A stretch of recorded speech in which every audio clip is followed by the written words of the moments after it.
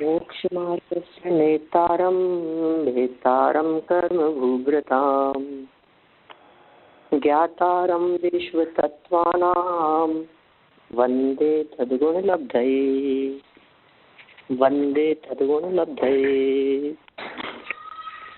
तत्वार्थ सूत्र की यह तत्वार्थ राजवार्तिक नामक टीका, इसमें दूसरे अध्याय के 7 सूत्रों तक की हम यहाँ चर्चा कर चुके हैं और आज हमारे को 8वें सूत्र की चर्चा करनी है, जिसमें जीव के लक्षण की बात कही गई है।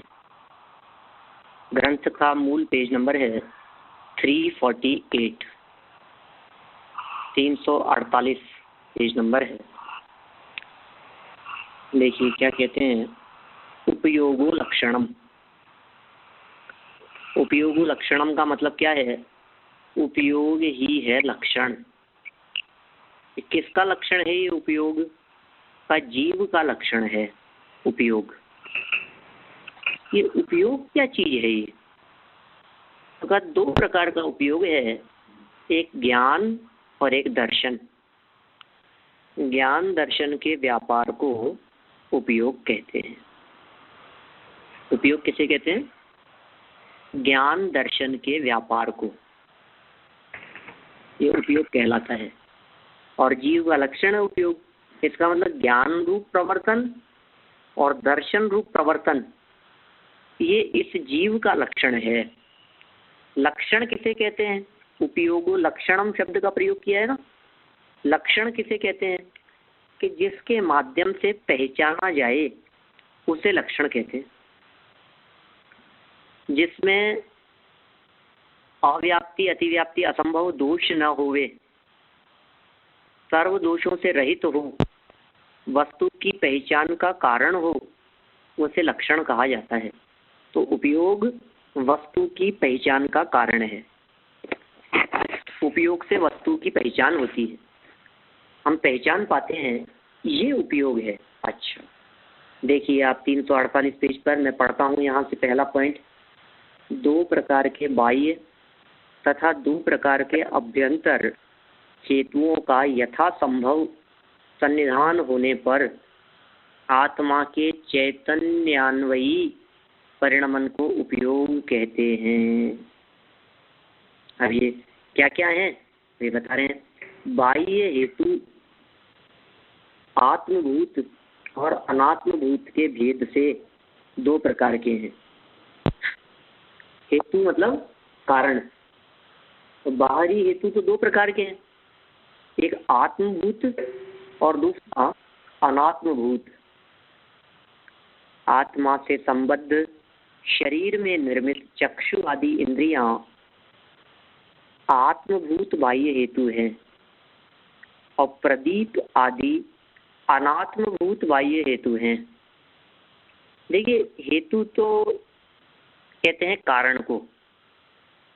अब आत्मभूत और अनात्मभूत 2 प्रकार के लक्षण पाए जाते हैं। आत्मभूत लक्षण कौन से होते हैं? कि जो लक्षण वस्तु में पाए जाएं उसे आत्मभूत लक्षण कहते हैं, या जिस लक्षण को लक्ष्य से भिन्न न किया जा सके उसे आत्मभूत लक्षण कहते हैं। क्या परिभाषा बन सकती है इसकी? जिस लक्षण को, जिस पहचान के चिन्ह को वस्तु से अलग न किया जा सके, ऐसा पहचान का चिन्ह आत्मभूत लक्षण कहलाता है। जैसे किसी व्यक्ति की आंखें, आंखें देख करके पहचान ली, कान देख करके पहचाना हमने। मतलब ये जो चेहरा है उसका, किसी व्यक्ति का, ये उसका चेहरा, ये उसका आत्मभूत लक्षण है, क्योंकि उसका चेहरे को उससे भिन्न नहीं किया जा सकता। और अनात्मभूत लक्षण क्या है? कुर्ता, टोपी, कोट, चश्मा, इन चीजों को हम लक्षण बना देवे कि कौन, कि वो टोपी वाले, कि कौन वो धोती कुर्ता वाले। किसकी बात कर रहे हो आप? अरे वही चश्मे वालों की, लकड़ी लेके चलते हैं उनकी। माने ये सब जो लक्षण बतलाए जा रहे हैं ये अन आत्मभूत, अन मतलब नहीं और आत्मभूत, आत्मभूत नहीं है, वो सब क्या है? अन आत्मभूत। कौन से लक्षण हो गए? अन आत्मभूत लक्षण। ठीक है, ख्याल में आ गई बात? आत्मभूत और अनात्मभूत। कोई व्यक्ति को हमने टोपी से पहचानने की बात कही, अब बेचारे टोपी लगाना भूल गए कि टोपी रह गई, अब उनको पहचान ही नहीं पाएंगे अपन। बाहरी चिन्ह जो जीवन में या पहचान के दरमियान भी कभी अलग हो सकते हैं। कोई व्यक्ति हमेशा टोपी लगाते हैं, मैंने कहा कि भैया टोपी वाले हैं, एक ही व्यक्ति लगाता है वहाँ टोपी, आप चले जाओ निश्चित रूप से आपको हॉल में बैठे हुए मिल जाएंगे, एक ही व्यक्ति है टोपी वाले हैं। गलती से क्या हुआ, वहाँ 2-4 साल का बालक खेल रहा था और खेलते खेलते उस बालक ने बाबूजी की टोपी उतार करके किसी दूसरे के सर पे लगा दी। बोलो अब कैसे पहचानेंगे? गलत व्यक्ति को पहचान लेंगे ना। देना किसी व्यक्ति को था, दे किसी और को आए। अनात्मभूत लक्षण में परिवर्तन संभव है, ये पहचान का वास्तविक चिन्ह नहीं होता, और आत्मभूत लक्षण पहचान का वास्तविक चिन्ह होता है। लेकिन यहाँ आत्मभूत और अनात्मभूत इन दोनों को ही बाह्य हेतु कह करके पुकारा है। ये दोनों ही बाहरी हेतु हैं। मन वचन काय की वर्गणाओं के निमित्त से होने वाला आत्म प्रदेश परिस्पंदन रूप द्रव्य योग अंतः प्रविष्ट होने से अभ्यांतर अनात्मभूत हेतु है। क्या? मन वचन काय की वर्गणाएं और आत्म प्रदेशों का परिस्पंदन। मन वचन काय की इन वर्गणाओं का आत्म प्रदेशों के साथ में जो परिस्पंदन हुआ, आत्म प्रदेशों का कंपन हुआ, ऐसा अंतः प्रविष्ट अभ्यंतर अनात्मभूत तथा द्रव्य योग निमित्तक ज्ञानादि रूप भाव योग तथा आत्मा की विशुद्धि आभ्यंतर आत्मभूत हेतु है। इन हेतुओं का यथा संभव ही सन्निधान होता है। मनुष्यों को दीपक की आवश्यकता होती है पर रात्रिचर बिल्ली आदि को नहीं।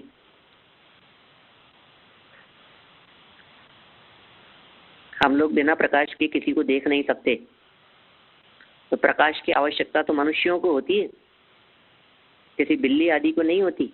ऐसे जो निशाचर जितने भी दिखाई देते हैं, निशाचर रात्रि में विचरण करने वाले पशु, उन सबको उनकी आंखें, नेत्रों की सामर्थ्य इतनी होती है कि वे दूसरे पदार्थों को बहुत आसानी से देख सकें रात्रि के गहरे अंधकार में भी। इंद्रियां भी एकेंद्रिय आदि के यथा योग्य ही रहती है। असंगी जीवों के मन नहीं होता है। एकेंद्रिय विग्रह गति प्राप्त जीव और समुद्घात गत संयोग केवली के एक काय योगी होता है। अभी ऐसा संबंध है, किसी व्यक्ति के एकेंद्रिय कर्म का उदय है तो अब उसके सिर्फ स्पर्शन इंद्रिय के माध्यम से ही जानने की सामर्थ्य हो सकेगी। अब उसकी आंखें है ही नहीं, उसके कर्ण है ही नहीं, कर्णेंद्रिय से होने वाला ज्ञान उसको हो ही नहीं सकता है। माने उसको एकेंद्रीय जीव को कितना भी हम शब्द सुनाने का प्रयास करें, लेकिन उसके कर्ण ही नहीं है तो वो शब्द सुनेगा कैसे? ये जो शब्दों का सुनना है, ये सब शब्दों का सुनना किसके योग से हो रहा है? कर्णेंद्रिय के योग से हो रहा है। तो आत्मा कान से सुनता है कि ज्ञान से सुनता है? कैसे सुनता है आत्मा? कान से या ज्ञान से? वह ज्ञान से सुनता है सब। तो कान से नहीं सुनता कि नहीं, कान से नहीं सुनता, आत्मा तो ज्ञान से ही सुनता है। तो हम पूछते हैं चारेंद्रीय जीव को ज्ञान है कि नहीं है? ये ज्ञान है, तो फिर वो सुनता है कि नहीं है? कि नहीं सुनता। ये क्यों? ज्ञान है, फिर सुनता क्यों नहीं है? उसके ज्ञान होने पर भी पंचेंद्रिय जन्य क्षयोक्षम उसके नहीं है। ख्याल में आ रही है बात? एकेंद्रिय विग्रह गति प्राप्त जीव और समुद्घातगत सहयोग केवली के एक काय योग ही होता है। क्षीण कषाय तथा क्षयोक्षमानुसार तन निमित्तक एक ही भाव योग होता है। आगे ज्ञानावरणादि का क्षय होता है। इस तरह विभिन्न जीवों के उपयोग के कारण भिन्न भिन्न होते हैं। माने सब जीवों की अपेक्षा से उपयोग मतलब ज्ञान का प्रयोग, ज्ञान दर्शन के व्यापार को उपयोग कहते हैं ना। तो ज्ञान का प्रयोग, दर्शन का प्रयोग, अब ये ज्ञान और दर्शन का जो प्रयोग है वो सब जीवों के अलग अलग रूपों में है। एक इंद्रिय के ज्ञान का व्यापार अकेले स्पर्शन इंद्रिय से होगा, पंच इंद्रिय के ज्ञान का व्यापार स्पर्शन रसना घ्राण चक्षु कर्ण से होगा, सैनी पंच इंद्रिय के ज्ञान का व्यापार पांच इंद्रियों सहित मन से होगा। तो ज्ञान का व्यापार ये सब जीवों के विभिन्न प्रकार के जीव हैं और सबके उपयोग के कारण भी भिन्न भिन्न होते हैं। चैतन्य केवल सुख दुख मोह रूप ही नहीं है। क्या चैतन्य कैसा है? केवल सुख दुख मोह रूप ही नहीं है, जिससे ज्ञान दर्शन को चैतन्य कहने से पूर्वापर विरोध हो। क्या कह रहे हैं? चैतन्य कैसा है? अकेला सुख दुख रूप ही नहीं, जिससे ज्ञान दर्शन को चैतन्य कहने से पूर्वापर विरोध हो। चैतन्य आत्मा का सामान्य असाधारण धर्म है। साधारण धर्म क्या है आत्मा के? अस्तित्व, वस्तुत्व, धर्म, द्रव्यत्व, प्रमेयत्व, अगुरु लघुत्व, प्रदेशत्व, ये सब कैसे गुण हैं? ये सब साधारण गुण हैं आत्मा के, पुद्गल आदि के सब द्रव्यों में पाए जाते हैं। लेकिन जो चैतन्यपना है वो कैसा गुण है? असाधारण, जीव में ही है, औरों में नहीं है। वह सुख दुखादि रूप भी होता है और ज्ञान दर्शनादि रूप भी। वो कैसा होता है? सुख दुखादि रूप भी होता है और ज्ञान दर्शनादि रूप भी होता है। समुदायवाची शब्दों का प्रयोग अवयवों में भी हो जाता है। इस न्याय के अनुसार सुख दुखादि को चैतन्य कह दिया जाता है। कितना गजब प्रयोग किया है। समुदायवाची शब्द हैं और उन समुदायवाची शब्दों का प्रयोग अवयवों में भी हो जाता है। मैंने कोई एक अवयव का प्रयोग किया जा सकता है सामूहिक बात को बतलाने के लिए, लेकिन चैतन्य कहना, ज्ञानी कहना, ज्ञानवान कहना, अमूर्तिक कहना, अमूर्तिक का ये लक्षण है। अरे आत्मा तो अमूर्तिक है, तो आत्मा को, अमूर्तिक को, सुख दुखादि को चैतन्य कह दिया गया। परस्पर सम्मिलित वस्तुओं से जिसके द्वारा किसी वस्तु का पृथक्करण हो वह उसका लक्षण होता है। क्या कह रहे हैं?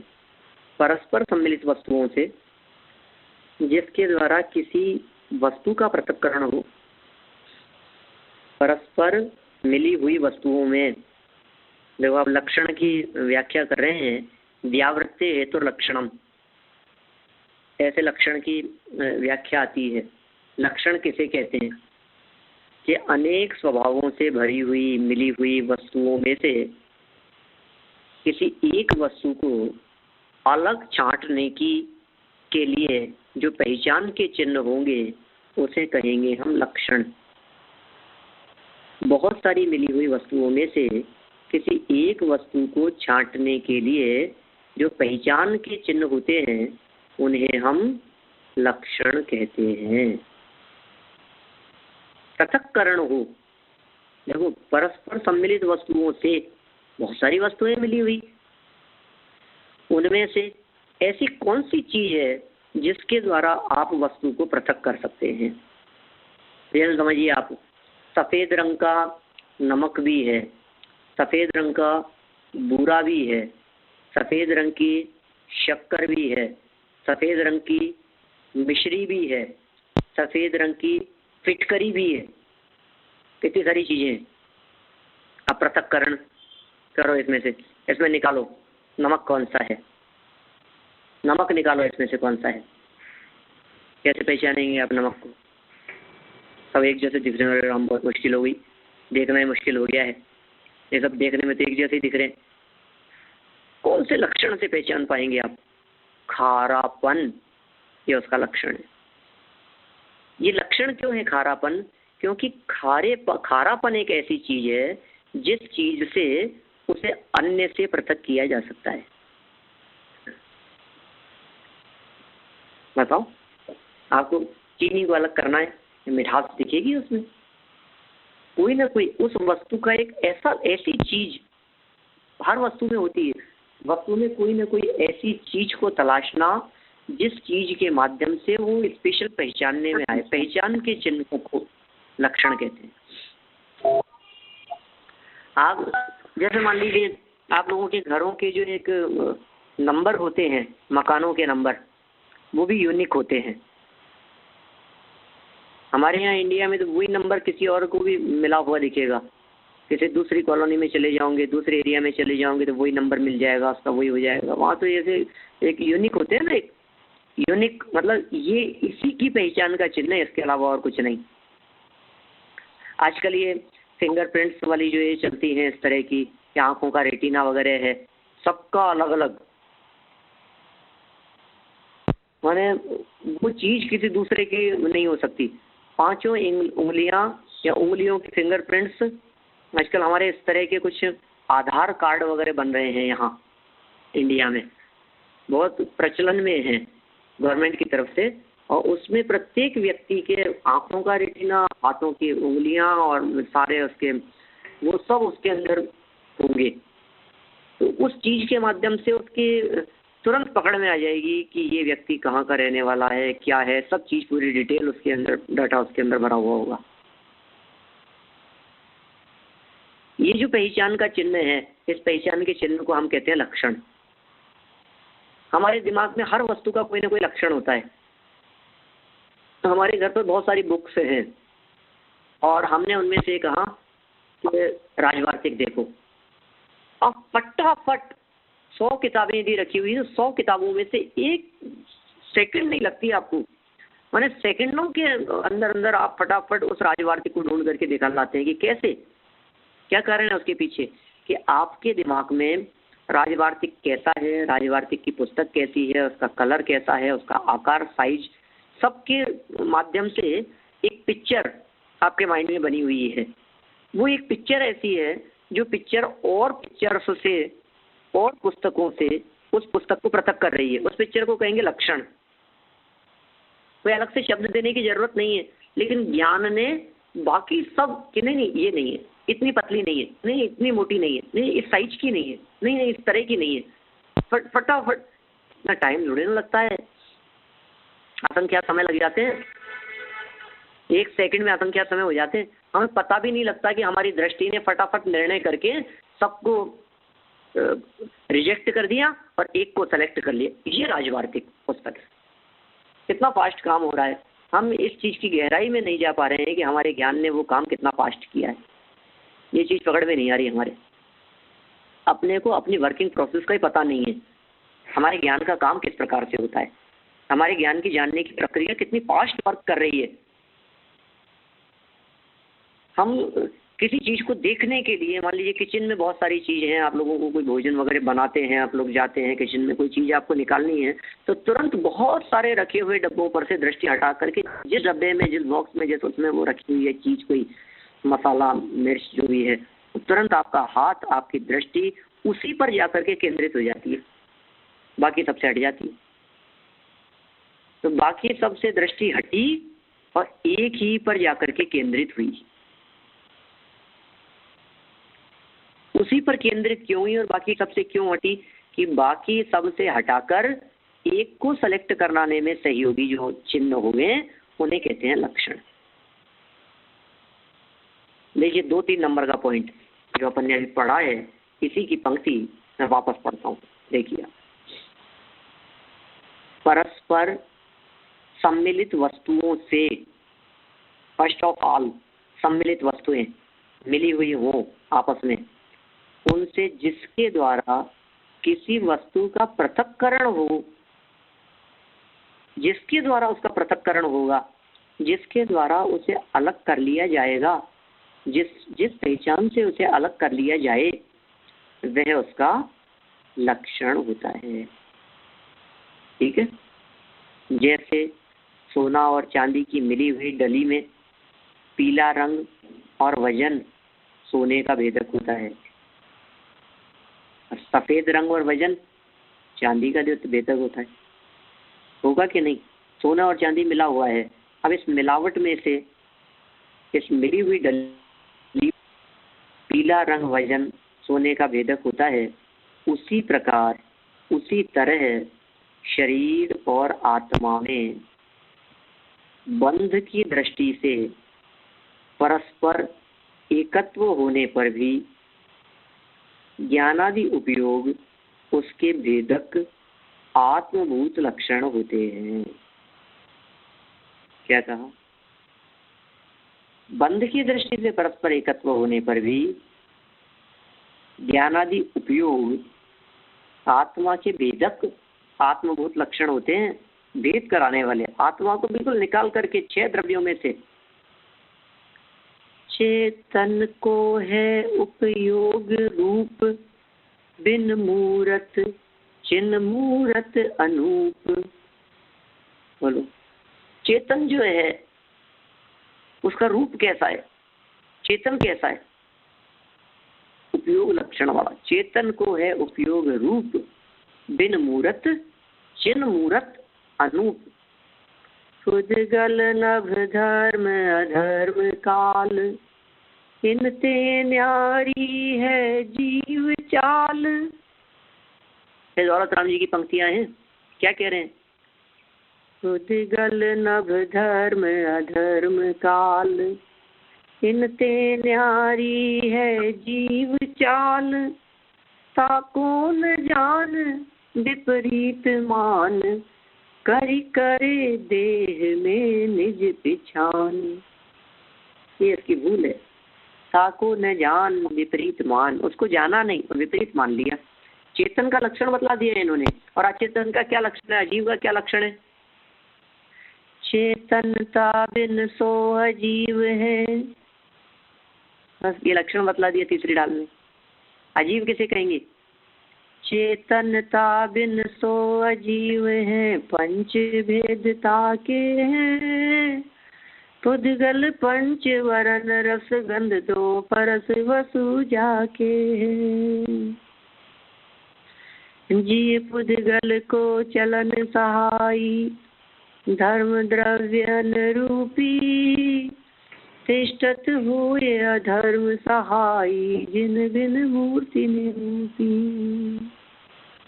सकल द्रव्य को वास जास में, सो आकाश पिछानो। नियत वर्तना निश दिन सो, व्यवहार काल परिमानो। यूं अजीव, ये सब अजीव कह दिया उन्होंने। चेतनता बिन सो अजीव है, और चेतनता सुत चेतनता युत सो ही जीव है। चेतनता से सहित जो है, युक्त जो है, वो ही जीव है। ये जीव का लक्षण है, ये पृथक करने वाला, ये आत्मभूत लक्षण है उसका। ज्ञानादि उपयोग रूप आत्मभूत लक्षण है। लक्षण आत्मभूत और अनात्मभूत के भेद से 2 प्रकार का है। अग्नि की उष्णता आत्मभूत लक्षण है, और दंडी पुरुष का भेदक दंड अनात्मभूत है। अग्नि की उष्णता को कहेंगे आत्मभूत लक्षण। कैसे पहचाने हम अग्नि को? कैसे पहचानोगे? गर्मी से पहचानो।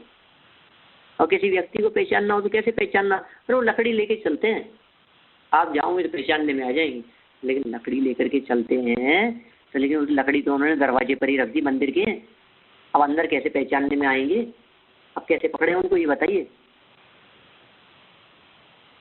क्या दंडी पुरुष का भेदक दंड मतलब लकड़ी वाले व्यक्ति का पहचान कराने वाला, भेदक मतलब उसका ज्ञान कराने वाला। भेदक माने भेद कराने वाला। किससे किसका भेद कराने वाला? कि अन्य व्यक्तियों से उस व्यक्ति का भेद कराने वाला। एक व्यक्ति से दूसरे व्यक्ति का भेद कराने वाला। वो कौन है ऐसा भेद कराने वाला? लकड़ी है ना पहचान का चिन्ह। किसी को कह दिया नीले कोट वाले, तो कौन? वो नीले कोट वाले, हाँ वो काले कोट वाले। मैंने ऐसे पहचान के चिन्ह बना लेते हैं ना किसी किसी के, नीले काले कोट वाले, ऐसे कपड़ों वाले, ऐसी ड्रेस वाले, ऐसा चश्मे वाले, ऐसे लकड़ी वाले, ऐसी टोपी वाले। ये जो पहचान के चिन्ह बनाए हैं, ये दंडी पुरुष का भेदक। दंड, दंडी तो समझ गए ना आप? दंडी क्या है? दंडी मतलब जो लकड़ी रखता हो, वो व्यक्ति कहलाता है दंडी। दंडी पुरुष कौन है? लकड़ी रखने वाले व्यक्ति को दंडी पुरुष कहते हैं। और उसका भेदक कौन है? माने उसको कैसे पहचाना जाएगा? तो कहा दंड से पहचानेंगे, मतलब लकड़ी से पहचानेंगे। यहाँ दंड का अर्थ सजा नहीं है, ठीक है। देखिए, तो ये जो पहचान का चिन्ह है, ये पहचान का चिन्ह परमानेंट नहीं है, इसलिए अनात्मभूत है। और जो सदा हो ज्ञान में, ज्ञान लक्षण, वो कैसा है? वो आत्मभूत है। मैंने आपको आत्मभूत और अनात्मभूत के संदर्भ में जो एक पॉइंट दिया ना, कि जिससे पृथक किया जा सके, जिस वस्तु की पहचान करनी है, उससे जिस लक्षण को अलग किया जा सके, वो अनात्मभूत है। और जिस लक्षण को उससे पृथक न किया जा सके, वो आत्मभूत है। आत्मभूत लक्षण को पृथक नहीं किया जा सकता है, और अनात्मभूत लक्षण पृथक भी हो सकता है। टेम्परेरी बेस पर तो काम आ सकता है क्या? टेम्परेरी पर काम चलाने के लिए अपन अनात्मभूत लक्षणों का ही प्रयोग करते हैं। आत्मभूत लक्षणों का कहाँ प्रयोग करते हैं अपन? स्टेशन पे किसी को लेने के लिए जाना है, पहचानते नहीं है, पहचान के चिन्ह बतला दिए कि भैया ये किताब लेकर के कोई व्यक्ति खड़ा हुआ मिलेगा, उसके साथ में आ जाना। हम लोग कितने अनजान व्यक्तियों के साथ में कहाँ कहाँ चले जाते हैं। बिल्कुल अनजान व्यक्ति, मतलब हम लोगों को किडनैप करना तो बहुत आसान है, क्योंकि हम अनात्मभूत लक्षणों के आधार पर ही पहचान करके चले जाते हैं। परिचित लोग भी बहुत होते हैं, लेकिन बिना परिचित लोग भी बहुत होते हैं। हर जगह पर हर व्यक्ति परिचित हो, और बहुत बार तो ऐसा होता है कि वो तो जानते हैं लेकिन अपन तो नहीं जानते ना, उनको शक्ल से नहीं जानते, पहचानते नहीं है। एयरपोर्ट पर आ गए, स्टेशन पर आ गए, लेने के लिए आ गए, गाड़ी लेकर के आ गए, कोई भी व्यक्ति, कौन व्यक्ति आया है, बस कुछ नहीं, आप जयपुर से ही? हाँ पंडित जी, चलो चलो साथ में चल दी उनके साथ में। क्या देख करके चल दी? इतना ही काफ़ी है कि उन्होंने हमसे कहा कि आप जयपुर से आए हैं पंडित जी? हाँ ठीक है। अनजान व्यक्ति के साथ में बैठ के चल दी। कौन से लक्षण देख करके? अनात्मभूत। कोई किताब लेकर के किसी को भेजा। कभी कभी तो ऐसा होता है, स्टेशन पर हम उतरे, लेने के लिए जो आए थे वो हमें नहीं पहचानते थे और हमें उन्हें नहीं पहचानते थे, और बहुत देर तक खड़े रहे और ढूंढते रहे, और आसपास में ही। कैसे? क्योंकि उन्होंने जो अनात्मभूत लक्षण अपने माइंड में बैठा रखा था पंडित जी का, वो बैठा रखा था। कोई कुर्ते पजामे पहन करके आएंगे, कोई बुजुर्ग से होंगे, कोई ऐसे होंगे, कोई धोती कुर्ता पहनते होंगे, कोई सफ़ेद ड्रेस वाले होंगे। हमें पैंट शर्ट में उतरेंगे तो पहचानते नहीं है कि पता नहीं कौन लड़का है। पूछा कि ये ट्रेन जयपुर वाली है ना, ये जयपुर से आई? कि हाँ वही जयपुर वाली है। फिर पूछ करके इधर उधर हो गए, और फिर थोड़ी देर बाद में मालूम चला कि वो हमें लेने के लिए आए थे। हमने उनके हाथ में किताब देखी कोई धार्मिक, तो हमने कहा कि आप इंतजार कर रहे हैं किसी पंडित जी का? बोले हाँ पंडित जी का इंतजार कर रहे हैं। तो वो क्या कहें कि तुम हमें लेने के लिए आए हुए हो।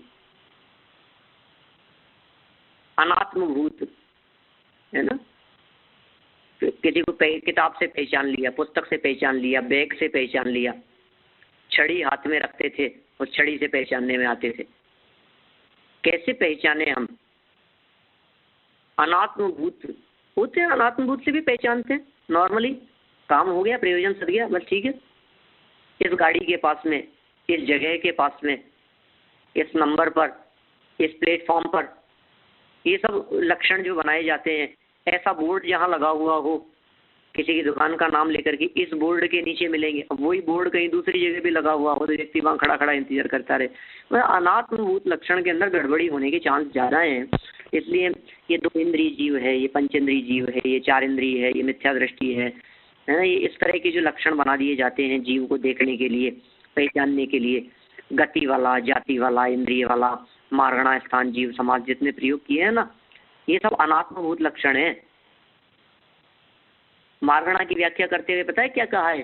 मार्गणा के बारे में आचार्यों ने ऐसा कहा है कि जिसके माध्यम से जीव की पहचान हो, जहाँ जीव को खोजा जा सके, जहाँ जीव को तलाशा जा सके, उसे कहते हैं मार्गणा। कैसे तलाशोगे उसको? गतियों के अंदर तलाशने में आएगा, कषायों में तलाशने में आएगा, इंद्रियों से पकड़ने में आएगा जीव। ये सब अनात्मभूत की व्याख्या है। 14 मार्गणाओं में, मार्गणाओं के माध्यम से जीव की तलाश अनात्मभूत लक्षण के माध्यम से आत्मा को तलाशने वाली बात है, जो करणानुयोग की शैली हो सकती है।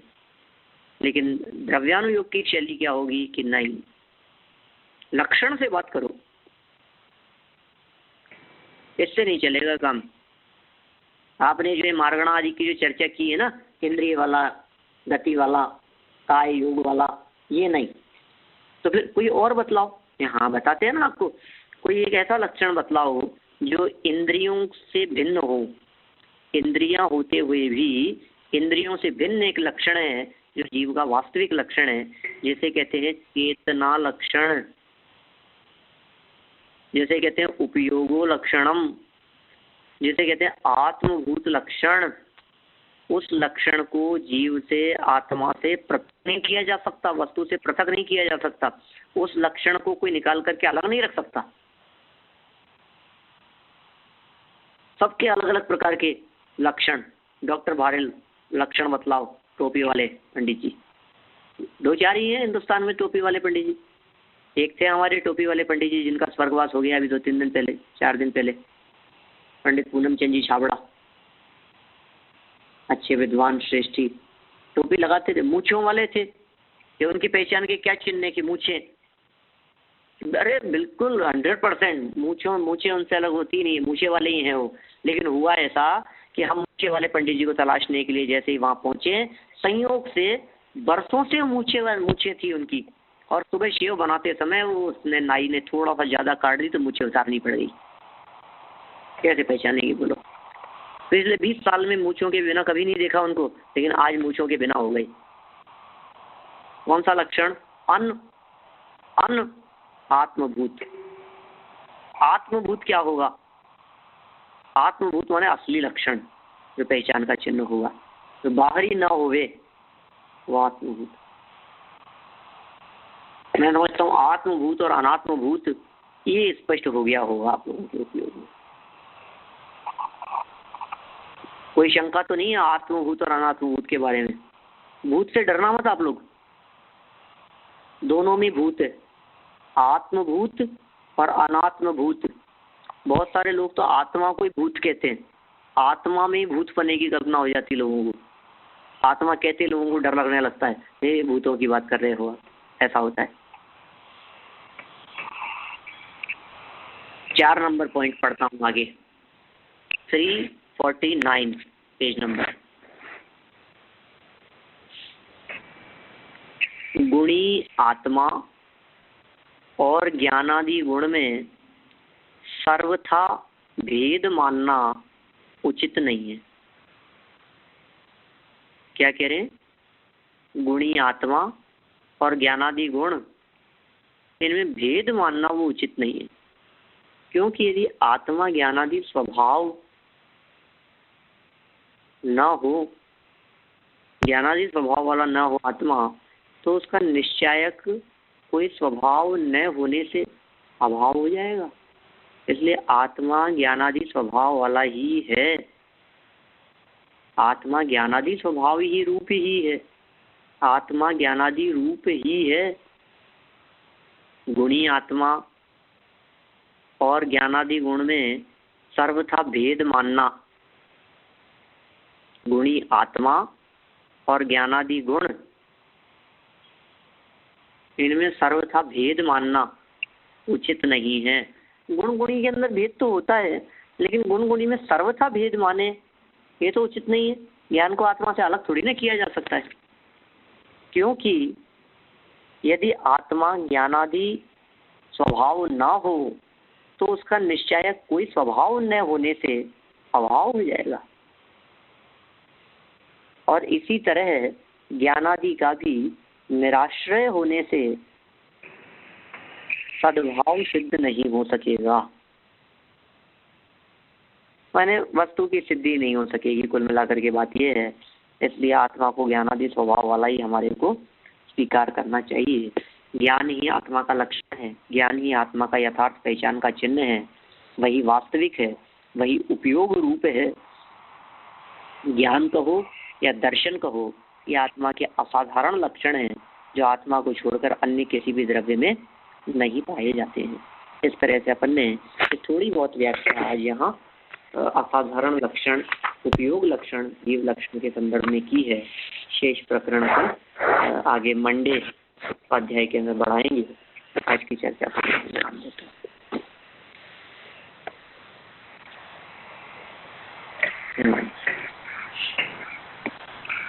जावाणी के ज्ञान ते तुझे लोकालोक, ओ वाणी मस्तक नमो सदा देत हूँ रूप, सदा देत हूँ रूप। जय जिनेन्द्र।